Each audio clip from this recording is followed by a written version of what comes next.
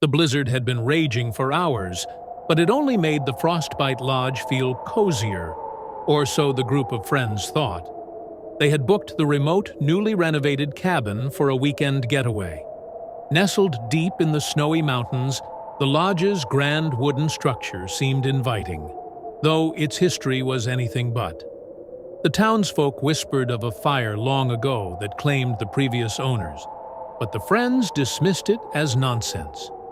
The first night passed uneventfully, though a strange chill hung in the air despite the roaring fire.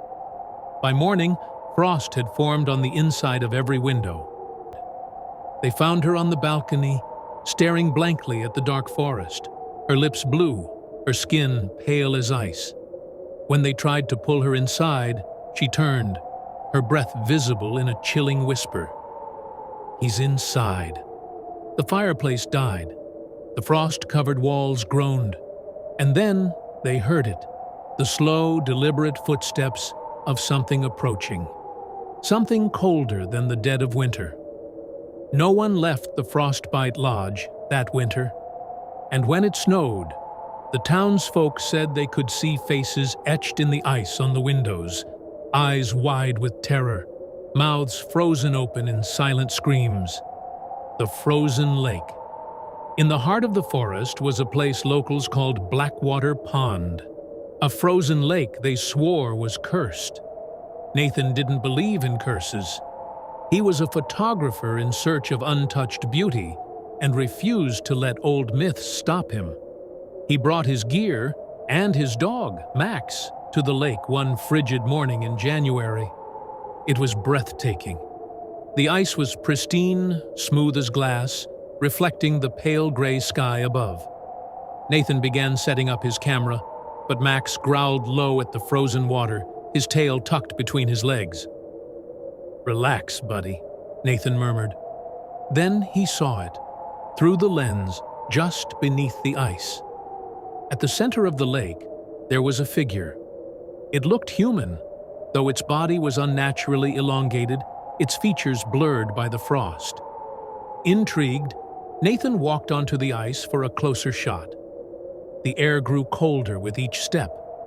As he neared the center, the figure became clearer. It was a man, his face frozen in terror.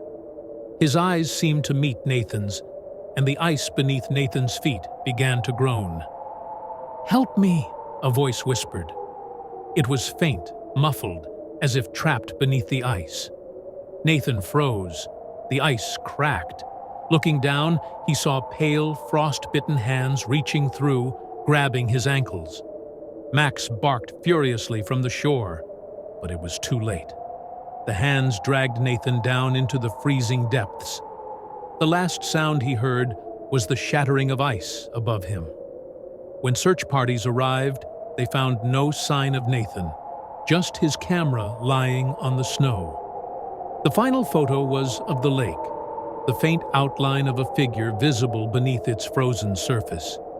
On quiet nights, the villagers say, you can hear cries echoing over Blackwater Pond, cries for help that no one dares answer. The Blizzard Man.